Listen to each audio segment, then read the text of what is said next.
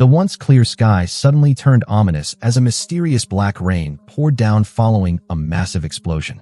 A woman instinctively reached out her hand to catch the rain, unaware that it was laced with a deadly zombie virus. The moment she stepped back inside her house, her body began to undergo a horrifying transformation. Within minutes, she had turned into a zombie. Nearby, a paralyzed man watched in terror. He wanted to run, but his body wouldn't move. All he could do was sit there, helpless, waiting for death. Outside, chaos erupted across the town.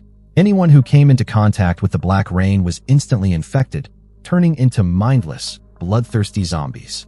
A young man driving back from the city pulled up just in time to witness the nightmare unfolding before his eyes. Frozen in shock, he didn't even have time to react before being torn apart by the ravenous undead. The government quickly dispatched the military to contain the outbreak, but the zombies were too vicious. With no other option, the authorities decided to isolate the entire town. To prevent the virus from spreading further, Military Commander Carter turned to an unlikely solution: a death row inmate named Jack. Once a legendary mercenary, Jack was betrayed by his own team during a mission and ended up in military custody. His mission: infiltrate the town's nuclear power plant and blow it up. Only by wiping everything out could they ensure the complete eradication of the zombie threat. To ensure the success of the mission, Carter assigned Jack 3 teammates, also death row inmates. If they completed the mission, not only would they regain their freedom, but each of them would also receive a hefty $2 million reward. With such an irresistible offer on the table, Jack and his team had no reason to refuse. Without hesitation, they set off toward the infected zone. On the way, the group remained relaxed, treating this like just another job. They didn't take Carter's warnings about zombies seriously, completely unaware of the nightmare that awaited them. Before long, they arrived at their destination, the nuclear power plant. Stepping out of the vehicle, John scanned the area but saw no signs of zombies. Instead, the surroundings were eerily quiet. He approached a dead staff member and took their keycard, easily unlocking the iron gate. The team entered the facility without any resistance, but the unsettling silence kept them on edge. Despite the lack of immediate danger, Jack wasn't about to let his guard down. To ensure their safety, he ordered the team's sniper, Dragan, to take position at a high vantage point for surveillance. Meanwhile, Jack and Eden patrolled the area, providing cover while John got to work planting the explosives. However, just as John opened the bomb case, he was shocked to see that the countdown had already started. Even worse, the bomb's 2 detonation wires were connected to their vehicle. If the car was started, the bomb would instantly go off. At that moment, John realized they had been played by Carter. Furious, he let out a roar, which quickly caught the attention of Jack and Eden. When they learned that the bomb was wired to the car, Jack immediately understood that there was no way they could outrun the explosion on foot. It was clear now, Carter never intended for them to make it out alive.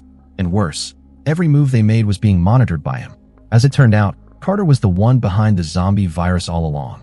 This facility had originally been conducting biochemical weapon research. But during an experiment, an unexpected explosion occurred, releasing the virus into the air. The virus then mixed with the rain, and anyone who came into contact with the black rain was transformed into a zombie.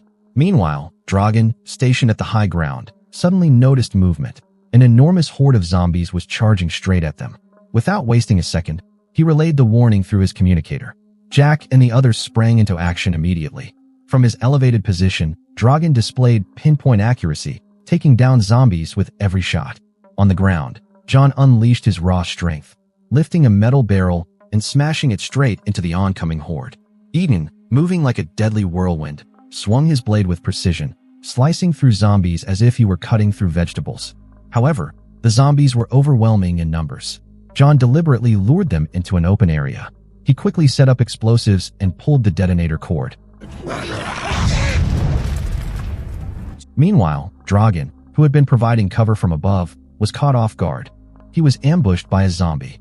Knowing full well what happens to anyone bitten, he radioed John, requesting one last favor. He wanted his friend to end it before he turned. Despite the heartbreak, John had no choice. With a heavy heart, he pulled the trigger, giving Dragan a quick and merciful end. But there was no time to grieve. They had to find a way out, fast. Luckily, their luck hadn't run out just yet. Not far from where they stood, they spotted a car parked by the road. But with the sheer number of zombies swarming the town, simply driving through them wasn't an option. Realizing they needed more firepower, they headed straight for the town's police station, where an arsenal of weapons and ammo awaited. If they wanted any chance of breaking through, they needed to stock up first. Fortunately, the police station wasn't heavily infested. Within minutes, John and the others had cleared out the few zombies lurking inside. However, to their surprise, while clearing out the zombies, Jack stumbled upon a woman locked inside one of the jail cells. Seeing that she was a normal human and not infected, Jack decided to take her with them. Once everyone was fully armed and regrouped in the lobby, Carter, who had been monitoring the police station's security feed, suddenly recognized the woman. Without wasting any time, he ordered his soldiers to head to the police station immediately. Clearly, this woman's identity was more important than they had realized. Meanwhile, the group made their way to the rooftop, fighting off the zombies blocking their path. As they secured their exit, Jack took the opportunity to talk to the woman and finally learn the truth about her identity. Her name was Sam, and she was no ordinary civilian. Her father was the lead scientist behind the very experiment that started this nightmare. As it turned out, Carter had forced Sam's father to develop a super soldier serum. But during the testing phase, the experimental subjects mutated into something monstrous. Despite the horrifying results, Carter refused to shut down the project. Instead, he doubled down, injecting the serum directly into his own soldiers. The outcome was exactly what the doctor had feared. The soldiers convulsed violently before undergoing terrifying mutations. Realizing the danger, Sam's father made one last desperate call to his daughter, urging her to flee the town immediately and expose the truth about the human experiments. But before Sam could escape, she was captured and locked away in the police station. Meanwhile, the doctor had made up his mind. He was going to personally eliminate the mutated soldiers to put an end to this nightmare. But before he could act, Carter's men mercilessly gunned him down. In his final moments, the doctor managed to shoot a fuel tank, triggering a massive explosion in an attempt to take the entire lab, and everyone inside it, down with him. However, things didn't go as planned. Not only did the explosion fail to destroy the mutated soldiers, but it also caused the virus to spread uncontrollably throughout the area. That's when Jack finally understood Carter's true reason for wanting to nuke the town. At the same time, John came up with a way to escape the police station. Outside, the zombies were growling and swarming the building. Suddenly, a strange sound came from behind them. It was the thud of something hitting the ground. The zombies instantly turned toward the noise, thinking it was fresh prey. But when they saw what had landed in front of them, they froze for a second. It was a severed zombie head, strapped with explosives. Using this clever distraction, Jack and the others made their escape. However, they hadn't gotten far when the car sputtered and rolled to a stop. The gas tank was nearly empty. Luckily, there was a gas station nearby.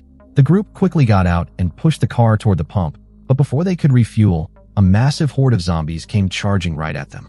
At that moment, a van suddenly appeared. A couple hurriedly jumped out, clearly here for the same reason, to refuel. But with the undead closing in fast, they had no choice but to take cover inside a nearby warehouse along with Jack and the others.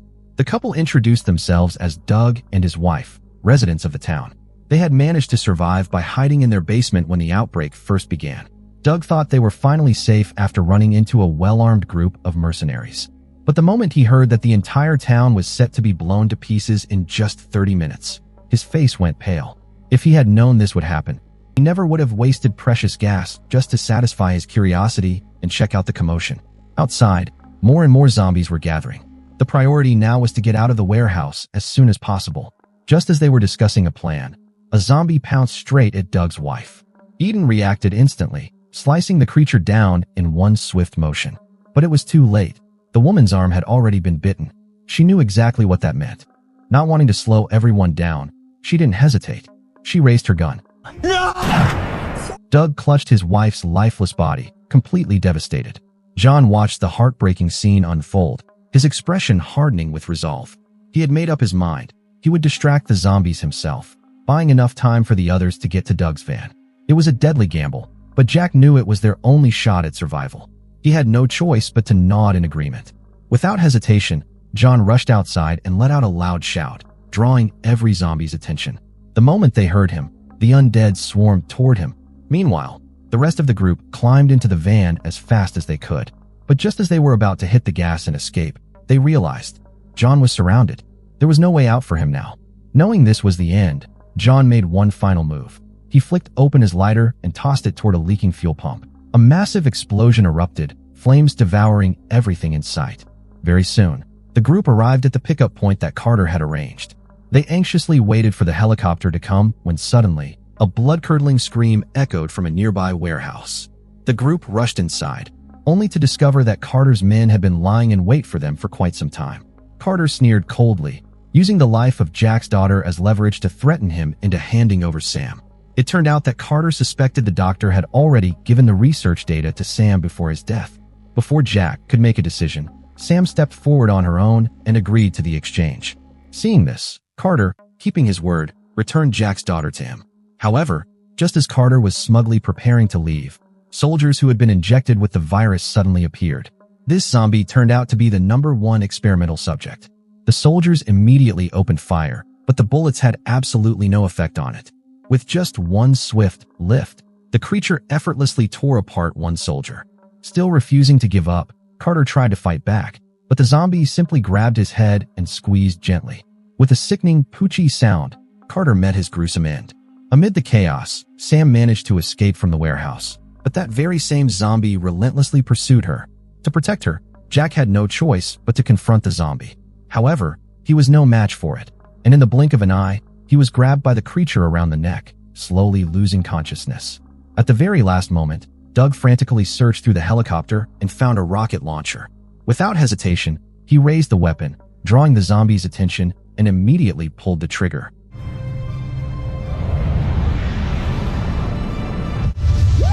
Against such overwhelming firepower, no carbon-based life form could possibly survive.